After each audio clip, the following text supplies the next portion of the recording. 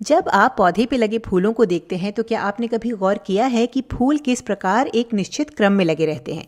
क्या आपने कभी नोट किया है कि यह क्रम विभिन्न प्रकार के हो सकते हैं? चलिए इन फूलों पर एक नज़र डालते हैं। तो ये बिगोनिया है, ये सरसों है, ये ऑर्किड है और यह है अजीब सा अनोखा सा दिखने वाला फूल ब्लैडर कैंपियन है। तो क्या आप इनके विन्यास या इनके लगे रहने के क्रम में कोई समानता या अंतर ढूंढ सकते हैं? इस वीडियो को यहीं पॉज करके इस बारे में विचार करिए। चलिए अब साथ में फूलों के लगे रहने के क्रम को विस्तार से समझते हैं। तो सबसे पहले तो ये समझते हैं कि फूल असल में होता क्या है। तो आवृत बीजों में फूल वह संरचना है जिसमें पौधे के जनन अंग होते हैं और यह शीर्ष मेरिस्टेम के पुष्पी मेरिस्टेम में परिवर्तित होने पर बनता है। पुष्पी अक्ष पर फूलों के लगे रहने के क्रम को पुष्प क्रम या इन्फ्लोरेसेंस कहते हैं। और अब ये पुष्पी अक्ष क्या होता है? तो पुष्पी अक्ष फूल का वह भाग है जिससे फूल के जनन अंग तथा अन्य सहायक भाग जुड़े होते हैं। तो पुष्प क्रम को हम दो मुख्य प्रकारों में विभाजित कर सकते हैं, वर्गीकृत कर सकते हैं, असीमाक्षी यानी रेसमोस तथा ससीमाक्षी यानी साइमोस। तो रेसमोस या असीमाक्षी पुष्प क्रम में तने का प्रमुख अक्ष बढ़ता रहता है तथा पुष्प पार्श्व में अग्राभिसारी क्रम में लगे होते हैं। तो जब यह पौधा छोटा रहा होगा, मान लेते हैं इसकी ऊंचाई यहाँ तक रही होगी, तो उस समय पार्श्व में यह पहला फूल उगा होगा और फिर जैसे जैसे यह तना बढ़ता रहता है नए फूल उगते जाते हैं। तो असीमाक्षी पुष्प क्रम में तने का प्रमुख अक्ष बढ़ता रहता है और नए फूल पहले फूल के ऊपर उग रहे हैं।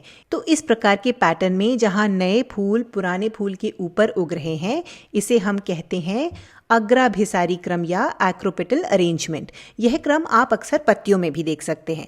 चूंकि इसमें प्रमुख अक्ष में सतत वृद्धि होती है, इसलिए इस प्रकार के क्रम को असीमित या इनडेफिनिट भी कहा जा सकता है। असीमाक्षी क्रम का एक उदाहरण है गुलमोहर।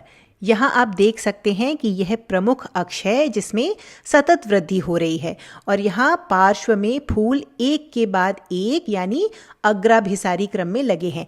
यहाँ यह सबसे नीचे का फूल सबसे पहले उगने वाला फूल है और जैसे जैसे यह प्रमुख अक्ष बढ़ता है इसमें नए फूल लगते जाते हैं।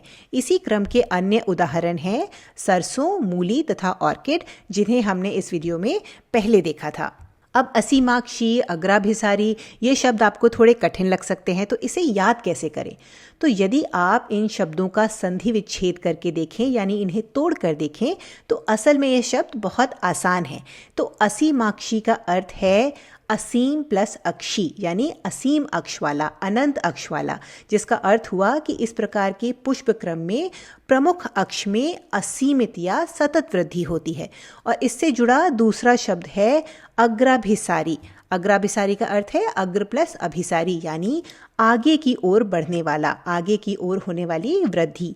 तो इसमें हमारा सबसे पुराना फूल सबसे पीछे होता है और नए फूल इसके आगे या ऊपर निकलते हैं।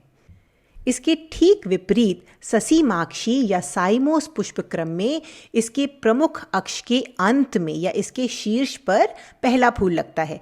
तो असीमाक्षी पुष्प क्रम में इसके प्रमुख अक्ष में सतत वृद्धि होती है, जबकि ससीमाक्षी पुष्प क्रम में यह वृद्धि सीमित होती है और यहाँ यह शीर्ष पर लगने वाला फूल इस अक्ष पर उगने वाला सबसे पहला फूल होता है। इस फूल के बनने के बाद नए फूल इसके नीचे उगते हैं, कुछ इस तरह से जैसे हमने इस चित्र में दिखाया हुआ है।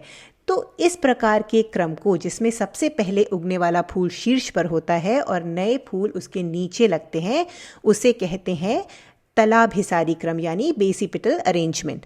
चूंकि इस प्रकार के क्रम में प्रमुख अक्ष में सीमित वृद्धि होती है, तो इस प्रकार के क्रम को हम सीमित कह सकते हैं। इस प्रकार के पुष्पक्रम का उदाहरण है मदार या आग का फूल, जिसे अंग्रेजी में हम कैलोट्रोपिस कहते हैं।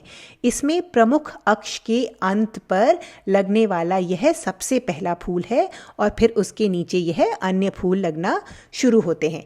इस तरह के पुष्पक्रम के कुछ अन्य उदाहरण हैं बिगोनिया, बोगनविलिया या चमेली।